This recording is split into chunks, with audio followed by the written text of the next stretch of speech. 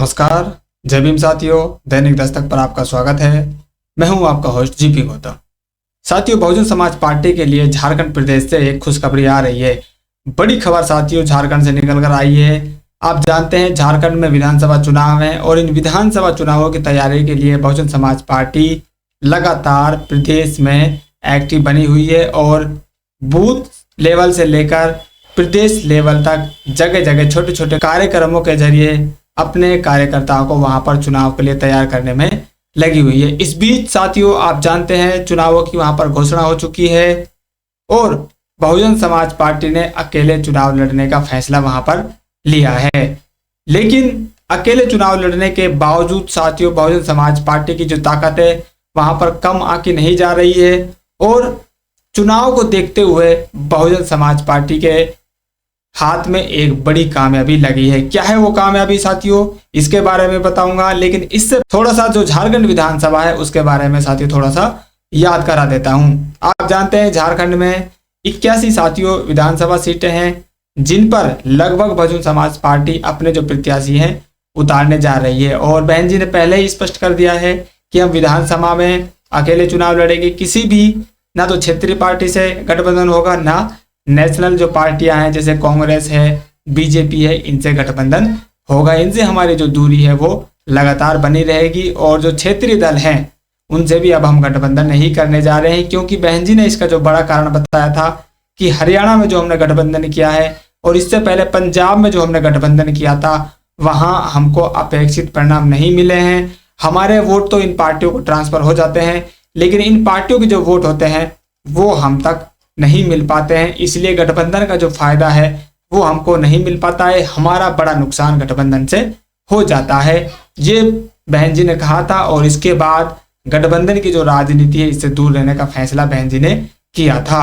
झारखंड में साथियों 2 चरणों में चुनाव होने हैं, एक 13 नवंबर को होगा और जो दूसरा चरण है वो 20 नवंबर को पूरा हो जाएगा और 23 नवंबर को चुनाव परिणाम जो है आ जाएंगे, जिसमें महाराष्ट्र भी शामिल है और जो उपचुनाव हो रहे हैं विभिन्न राज्यों में उनके भी परिणाम 23 नवंबर को घोषित कर दिए जाएंगे।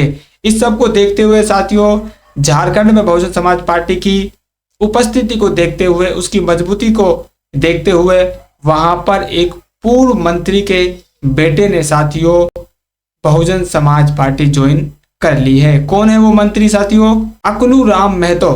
अकलू राम महतो के बेटे जो पूर्व मंत्री रहे हैं अकलू राम महतो जी, उनके बेटे राजेश महतो ने बहुजन समाज पार्टी ज्वाइन कर ली है।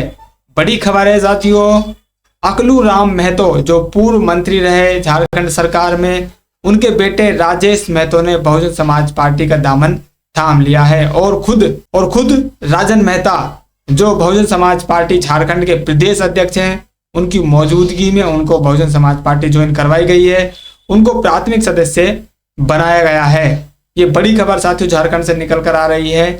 पूर्व मंत्री के बेटे राजेश महतो ने बहुजन समाज पार्टी ज्वाइन की है और बताया ये भी जा रहा है कि वो इस विधानसभा चुनाव में बोकारो जो विधानसभा सीट है वहां से अपनी दावेदारी पेश कर सकते हैं। 1-2 दिन में तस्वीर साफ हो जाएगी वो चुनाव लड़ रहे हैं या नहीं लड़ रहे हैं, क्योंकि जो आवेदन की प्रक्रिया है साथियों वो चालू होने वाली है। इसलिए पक्की खबर साथियों आपको 1-2 दिन में मालूम चल जाएगी वो चुनाव लड़ते हैं या नहीं लड़ते हैं, या बहुजन समाज पार्टी को वो संगठनात्मक रूप से मजबूत करने का काम करेंगे। खबर साथियों निकल कर आ रही है कि बोकारो से वो चुनाव लड़ सकते हैं और राजेश महतो अकलू राम महतो के बेटे हैं। अकलू राम महतो झारखंड सरकार में मंत्री थे, उनके बेटे राजेश महतो हैं जो बोकारो से विधानसभा चुनाव लड़ सकते हैं। बहुजन समाज पार्टी का उन्होंने दामन थामा है और खुद राजन मेहता ने उनको बहुजन समाज पार्टी की जो सदस्यता है वो दिलाई है। तो साथियों झारखंड जो चुनाव है बहुजन समाज पार्टी के लिए वहां पर जो नेशनल लीडरशिप है वो तो ज्यादा वहां पर एक्टिव नजर नहीं आ रही है, लेकिन जो प्रदेश लेवल की जो कमेटी है, विधानसभा लेवल की जो कमेटी है, जिला स्तर की जो कमेटी है अपने स्तर पर वहां पर चुनाव को मैनेज कर रही है और चुनावों में दमखम से अपना जो दावेदारी है वो पेश कर रही है। परिणाम क्या होगा साथियों 23 तारीख को मालूम चल जाएगा। फिलहाल इस अपडेट में इतना ही, मिलते हैं नई अपडेट में, तब तक के लिए जय भीम।